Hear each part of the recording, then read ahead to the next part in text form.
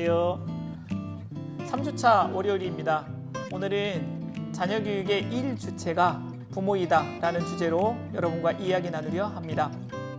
부모가 1주체라는 의미 잘못 이해하시면 부모가 모든 것에 대한 책임을 져야 되고 또 부모가 자녀를 마음대로 할 수 있다라는 것으로 이해할 수 있습니다. 그런 의미가 아니고 자녀의 교육에 있어서 가장 중요한 존재가 부모이다라는 의미로 이해하시면 좋을 것 같습니다. 한국에서 교육의 특징을 한마디로 정리하자면 위탁교육이다라고 말할 수 있습니다. 아이의 성적이 중요하면 우리는 학교에다 맡기고 또 더 필요하면 학원에 아이를 보냅니다. 사회 변화에 따라서 코딩이 필요하다든지 또 논리력이 필요하다 그러면 또 다른 학원을 찾아서 우리 부모는 보내기 열심입니다. 그렇게 최선을 다하죠. 그런데 가만히 보면 아이가 무슨 내용을 배우는지 어떤 것을 듣고 이해하는지에 대해서는 관심이 없습니다. 그저 결과는 성적입니다. 성적표가 부모들의 최선의 노력의 결과라고 보는 거죠. 교회 교육도 마찬가지입니다. 아이들을 교회에 위탁하죠. 그리고 열심히 보내기는 합니다. 그러나 아이가 과연 신앙이 내면으로 들어가는지 아니면 어떠한 내용이 교회에서 가르쳐지고 있는지에 대해서는 관심을 두지 않습니다. 이러한 상황을 위탁교육이라고 말할 수 있는 거죠. 부모가 분명히 노력은 하지만 사실은 부모가 교육하지 않는 현실입니다. 예전에 말씀드렸던 네덜란드 개혁주의 부모들은 유아 세례를 무척이나 중요하게 여깁니다. 유아 세례의 의미를 나는 언약 자손인 우리 아이가 언약 백성 되도록 기르겠다라는 서약으로 보고 있기 때문에 그렇습니다. 그들은 그 약속을 지키기 위해서 가정에서 아이들의 성품과 신앙을 훈련시킨다 말씀드렸습니다. 교회에서 그리고 기독교 자유학교에 보내면서 아이들을 하나님 백성 만들기 위해서 노력합니다. 이런 의미가 부모가 일주체라는 그런 의미라고 말할 수 있습니다. 저는 이야기학교를 하면서 많은 부모를 상담했고 만났습니다. 어떤 부모님들은 찾아오셔서 이야기학교에 대한 설명을 다 들어요. 그리고 나서 이렇게 이야기합니다.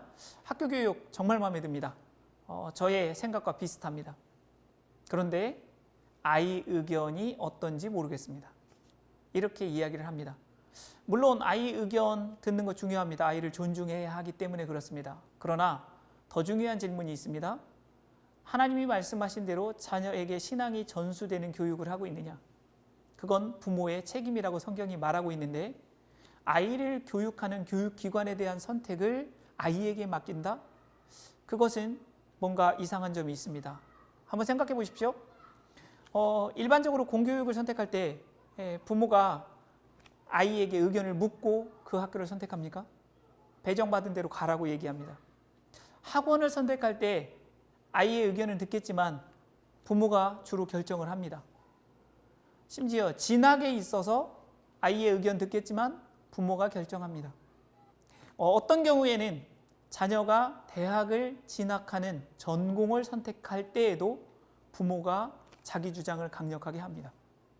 이런 모습을 보면 사실은 부모가 자녀 교육에 있어서 중요한 결정을 하고 있습니다. 그럼에도 불구하고 신앙교육 또 하나님의 교육을 선택할 때는 자녀가 결정하도록 부모가 내어두고 있어요. 저는 이것이 이해가 되지 않아요. 과연 우리 속에 자녀가 하나님 백성 되는 열망이 있는가? 자녀가 하나님 안에 남아있기를 원하는가? 자녀가 개인적으로 하나님을 자기의 주라고 고백하기를 바라는가? 우리가 크리스천이라면 진지하게 질문하고 대답해 보아야 합니다. 자녀 교육에 있어서 일주체로 잘 서 있는 부모님의 특징이 있습니다. 첫 번째로는요, 자녀에 대해서 객관적으로 이해합니다. 그리고 그 객관적 이해 속에서 이런 이야기를 흔히 하세요. 내가 이런 모습이기 때문에 아이가 이런 모양이 나타나는 것 같습니다. 자기 성찰을 잘 해냅니다. 두 번째는 학교에서 아이의 특성에 대해서 이야기할 때 귀담아 듣습니다. 어떤 부모님들은 학교에서 이야기할 때 우리 아이는 그런 일이 없는데요? 우리 아이는 그럴 일이 없는데요? 라고 반박하고 받아들이려 하지 않습니다. 세 번째로는 학교의 장단점을 잘 파악하고 계세요. 그리고 장점에 있어서는 아이가 성장할 것을 기대하지만 단점에 있어서는 탓하지 않습니다.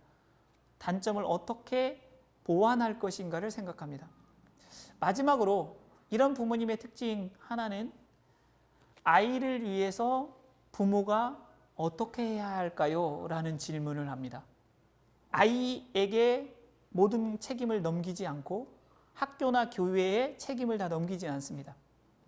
부모가 무슨 일을 해야 하고 어떻게 해야 하는지 부모로서 책임을 답하려 합니다. 어떤 부모님들은 이렇게 얘기하세요. 아마 교회에서 겪었을 겁니다. 교사로 아니면 목사로 있었다면, 사역자로 있었다면 겪었을 겁니다. 우리 아이가 집에서 말을 안 들어요. 선생님이 어떻게 좀 해주세요. 이런 이야기 들으면 참 황당하죠. 부모님도 어떻게 할 수 없는데 내가 어떻게 하라고. 부모님들이 기억하셔야 합니다. 요즘에는요, 일반 사회에서 우리 자녀의 올바르지 않은 행동 건드리지 않습니다. 왜냐하면 내가 건드렸다가 어떤 일을 겪을지 모르기 때문에 그렇습니다. 어린이집이나 유치원에서 갈등 상황이나 어려운 일이 생기면 요즘에 부모님들이 하는 이야기 있죠. CCTV 보여주세요. 때문에 우리는 다른 아이들에 대해서 무엇인가 올바른 가르침과 지도를 하는 데 있어서 너무너무 조심스럽습니다.